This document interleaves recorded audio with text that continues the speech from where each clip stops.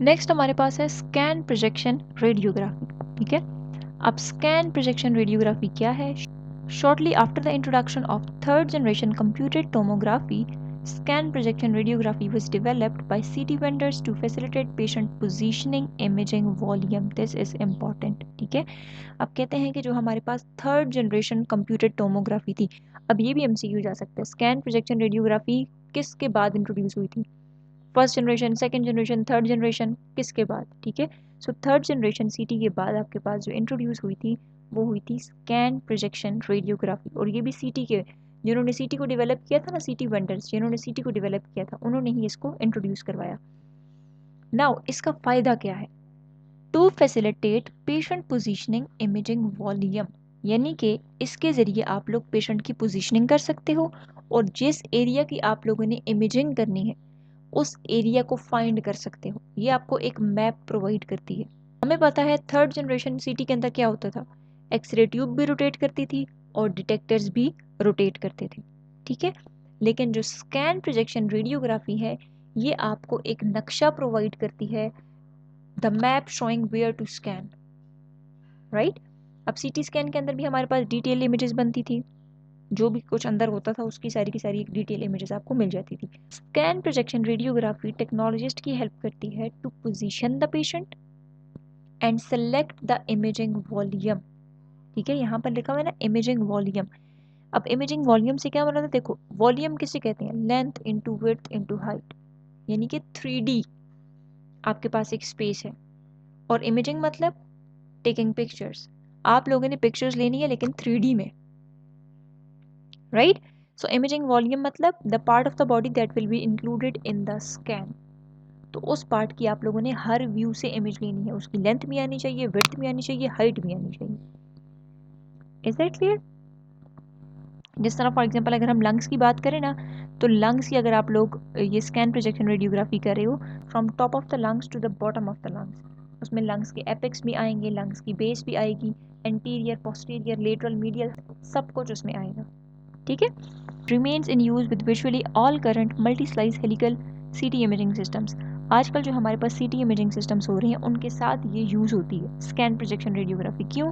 क्योंकि ये पेशेंट की पोजीशनिंग में हेल्प कर रही है, हमें बता रही है कि किस जगह का आप लोगों ने स्कैन करना है और किस तरह पेशेंट की पोजीशनिंग करनी है। Computer tomography vendors give this process various trademark names but SPR is similar for all. इन्होंने डिफरेंट नाम दिए थे, स्काउट का, टोपोग्राम का, स्कैनोग्राम का और सर्व्यू का, लेकिन जो SPR है that is scan projection radiography, यही आपके पास बाकी सबसे मिलता जुलता है। The patient is position on the CT couch and then is driven through the gantry while the X-ray tube is energized। अब यहाँ पर बेसिकली क्या होता है, आप लोग पेशेंट को काउच पर लेटा दोगे। अगर आप इमेज को देखो, यस, ये पेशेंट को हम लोगों ने काउच पर लेटा दिया, दिस इज द गैंट्री। ठीक है, और गैंट्री के अंदर हमारे पास ऊपर क्या है? एक्सरे ट्यूब है, नीचे हमारे पास क्या है? डिटेक्टर्स है। ठीक है, नाउ जब पेशेंट मूव करेगा, पहले थर्ड जनरेशन CT के अंदर क्या होता था, ये ट्यूब भी मूव करती थी, नीचे से डिटेक्टर भी मूव करते थे, पेशेंट स्टेबल रहता था। अब जो है वो पेशेंट अंदर जाता है गैंट्री के अंदर, ठीक है, जबकि एक्सरे ट्यूब और डिटेक्टर ये फिक्स रहते हैं। सो this is also the difference between scan projection radiography and CT। Alright, और एज अ रिजल्ट इसकी जो है हर स्लाइस की पिक्चर बनती है। ठीक है, the X ray tube and the detector are do not rotate but are stationery.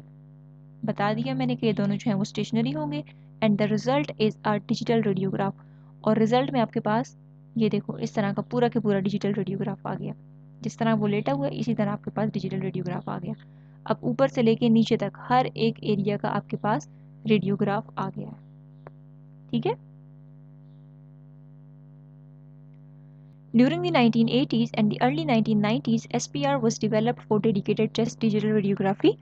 यानी कि पहले जो है वो आपके पास इसको चेस्ट रेडियोग्राफी के लिए बड़ा इंपॉर्टेंट समझा जाता था, स्कैन प्रोजेक्शन रेडियोग्राफी। ठीक है, जो प्रिंसिपल एडवांटेज है स्कैन प्रोजेक्शन रेडियोग्राफी का वो क्या है? सबसे बड़ा फायदा इसका ये है कि यहाँ पर जो आपके पास एक्सरे बीम यूज होता है वो बहुत ज़्यादा कोलिमेटेड होता है। कोलिमेटेड मतलब नैरो होता है। ठीक है, जब बीम नैरो होगा तो स्कैटरिंग नहीं होगी, जब स्कैटरिंग नहीं होगी तो हमारे पास क्या होगा? इमेज का कंट्रास्ट बेहतर होगा, इंप्रूवमेंट होगी इमेज के कंट्रास्ट के अंदर। ठीक है, सो ये क्वेश्चन भी आ सकता है, what is the advantage of SPR? So SPR के दो मेन एडवांटेजेस हैं। एक ये कि इसके अंदर इंतहाई narrow fan shaped beam use होता है जो कि इंतहाई कोलिमेटेड होता है, ठीक है। कोलिमेशन की वजह से आपके पास स्कैटरिंग नहीं होती और स्कैटरिंग की वजह से इमेज का कंट्रास्ट बेहतरीन आता है। Alright, now scan projection radiography के अंदर क्या होता है? The X ray beam is collimated to a fan by pre patient collimators. Pre patient मतलब पेशेंट से पहले कोलिमेटर्स लगाए हुए हैं। यहाँ पर अगर आप देखो, so this is x-ray tube, this is patient. Now patient से पहले हमारे पास ये कोलिमेटर्स लगे हुए हैं, ठीक है। और कोलिमेटर का काम क्या होता है? बीम को शेप देना, ठीक है। अब ये प्री पेशेंट कोलिमेटर्स क्या कर रहे हैं? देखो, ये बीम यहाँ से निकल रहे हैं तो इसको फैन शेप्ड कर रहे हैं। वो जो हाथ से बचपन में आप पंखा बनाते होते थे ना कागज़ का, तो इस तरह से फैन शेप्ड करे। और फैन शेप बहुत ज़्यादा ज़रूरी है, बिकॉज फैन शेप एक तो नैरो होती है जिसकी वजह से स्कैटरिंग नहीं होती है, ठीक है। अब पेशेंट के बाद भी हमारे पास कोलिमेटर्स लगाए गए हैं, ये देखो, इनको हम कहते हैं पोस्ट पेशेंट कोलिमेटर्स, ठीक है। पोस्ट पेशेंट कोलिमेटर्स क्या करते हैं?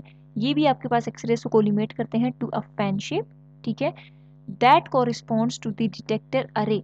यानी कि देखो, अब फॉर एग्जांपल आपके पास ये डिटेक्टर है, तो ये जो पोस्ट पेशेंट कोलिमेटर्स लगाए गए हैं ये इस तरह से इसको शेप करते हैं कि ये डिटेक्टर के साथ मैच करे, अलाइन हो, ठीक है।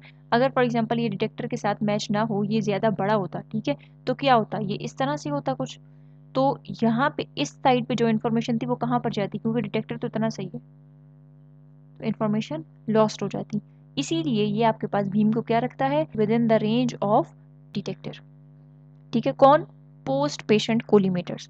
प्री वाले भी फैन शेप में करते हैं, पोस्ट वाले भी फैन शेप में करते हैं। Scintillation phosphor usually sodium iodide or cesium iodide and is married to a linear array of CCDs through a fibre optic light path, ठीक है। अब आगे क्या करते हैं कि हमारे पास सिंटिलेशन फॉस्फोर, सिंटिलेशन फॉस्फोर से मतलब वो फॉस्फोर जिसके ऊपर एक्सरेज पड़ेंगी तो वो लाइट प्रोड्यूस करेगा, ठीक है। वो आपके पास सोडियम आयोडाइड भी हो सकता है या फिर सीजियम आयोडाइड भी हो सकता है। और उसके नीचे हमारे पास क्या, जाहिर सी बात है, लाइट निकल रही है तो लाइट को कैप्चर करने के लिए क्या लगाया जाएगा? फोटो डिटेक्टर्स लगाए जाएंगे, दैट आर CCDs, ठीक है। और लाइट को किस तरह से CCDs तक भेजा जाएगा? Through a fibre optic light path. वो लेंस हो सकते हैं, फाइबर ऑप्टिक असेंबली हो सकती है, उसके जरिए आप लोग इस लाइट को डायरेक्ट करोगे टूवर्ड द कलेक्शन एलिमेंट। और कलेक्शन एलिमेंट क्या है? यही CCD है। Is that clear? अरे कहते हैं कि छोटी छोटी चीज़ों को मिला के आप लोग एक यूनिट बना दो, ठीक है, और वो जो है वो as a single unit behave करे, दैट इज अरे, राइट। एक ऑर्गेनाइज्ड और अरेंज्ड वे में होती है वो। नाउ क्या कहते हैं? This development was not very successful because chest anatomy has high subject contrast, so scatter radiation rejection is not all that important. अच्छा, अब हमने बात की ना कि 1980s के अंदर ये समझा जाता था कि जो स्कैन प्रोजेक्शन रेडियोग्राफी है it is best for chest radiography, लेकिन ये हमारे पास चेस्ट रेडियोग्राफी के अंदर इतनी ज़्यादा सक्सेसफुल नहीं रही। क्यों सक्सेसफुल नहीं रही? बिकॉज चेस्ट एनाटमी जो है, चेस्ट के अंदर बेसिकली हमारे पास क्या होते हैं? We have bones that are ribs, इसके अलावा हमारे पास लंग्स होते हैं, we have heart, we have blood vessels, ठीक है। अब हर एक चीज़ की डेंसिटी अलग अलग है, हर चीज़ एक्सरेज को डिफरेंट तरह से रिस्पॉन्ड करेगी। फॉर एग्जाम्पल अगर हम बात करें रिब्स की, तो वो बोन्स हैं, बोन एब्जॉर्ब्स एक्सरेज, बहुत ज़्यादा एब्जॉर्ब करती हैं, तो इसी वजह से वो कैसी नज़र आएंगी? वो हमें ब्राइट नज़र आएंगी, वाइट नज़र आएंगी। इसके अलावा हमारे पास वहाँ पर लंग्स प्रेजेंट हैं। लंग्स क्या हैं? They are just air fill sacs. तो एयर हमें पता है एक्सरेज को एब्जॉर्ब नहीं करती, जब वो एक्सरेज को एब्जॉर्ब नहीं करती तो सारी की सारी एक्सरेज उससे पास कर जाएंगी। वो एरिया आपको कैसा नज़र आएगा? ब्लैक नज़र आएगा, यानी कि डार्क नज़र आएगा।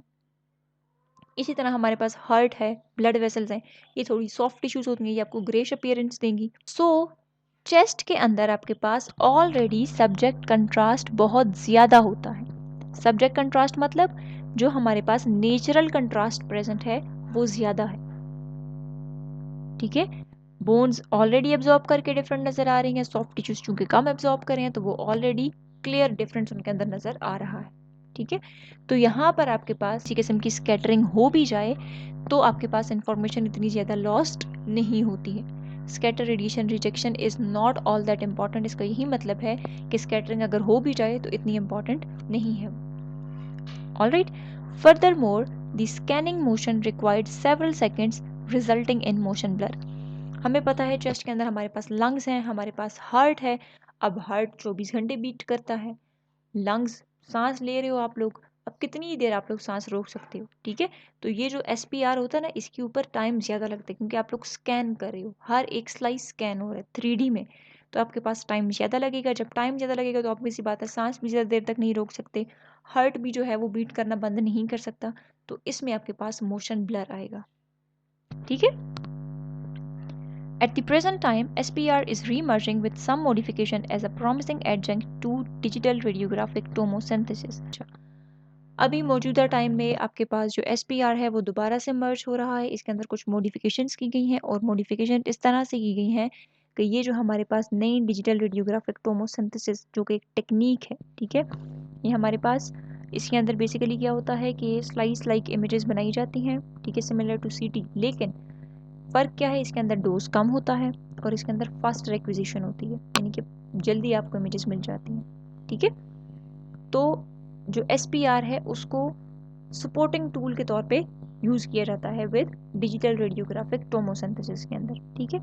The purpose of all forms of tomography is to improve image contrast and that is the goal of DRT। अब कोई भी टोमोग्राफी है, टोमो मतलब कटिंग, ग्राफी मतलब इमेजिंग, हर एक कट की इमेज लेनी है आप लोगों ने, ठीक है, हर एक स्लाइस की आप लोगों ने इमेज लेनी है। तो इस तब का पर्पस क्या है कि आपके पास इमेज का कंट्रास्ट अच्छा होना चाहिए एंड बेसिक मकसद ही हमारी रेडियोग्राफी का ये है कि लो डोज के ऊपर अच्छी क्वालिटी की इमेज हमें मिले ताकि पेशेंट भी सेफ रहे रेडिएशन से, उसको भी डोज ज़्यादा ना मिले, एज वेल एज टेक्नोलॉजिस्ट और रेडियोलॉजिस्ट, राइट।